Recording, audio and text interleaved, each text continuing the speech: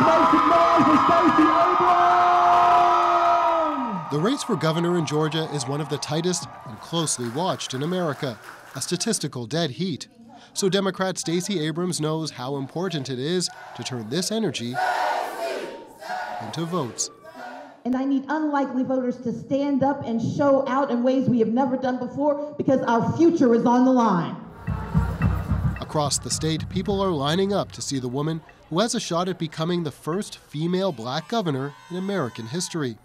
But echoes of Georgia's history of racial division have added fuel to an already contentious race. And what they're doing today is saying, well, any way that we can find to stop you from voting, that is what we are going to do.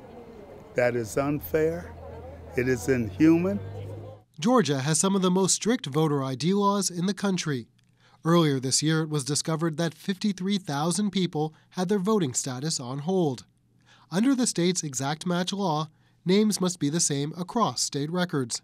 So a missing hyphen or letter could leave someone unable to vote. Here's the kicker. Nearly 70% of the people on that list are black. I feel like we should be cutting Albany turf. Activists are suing Georgia's Republican Secretary of State, calling what's happening now a return to the black voter suppression tactics of the Jim Crow South. You know, what it looked like was a poll tax where people had to pay to go vote. It looked like being forced to recite the preamble of the Constitution. Marcia Appling-Nunez was missing an A in one database, so that put her on the pending list. She tried 45 times to re-register using the state's website. You heard that right, 45 times. And I thought, oh my God, this is something you read about that happens in other places, other states even. Brian Kemp is the Secretary of State and the man in charge of Georgia's elections.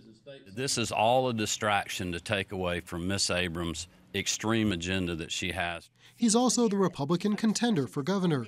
He says the voter purges are part of routine list maintenance and follow the law.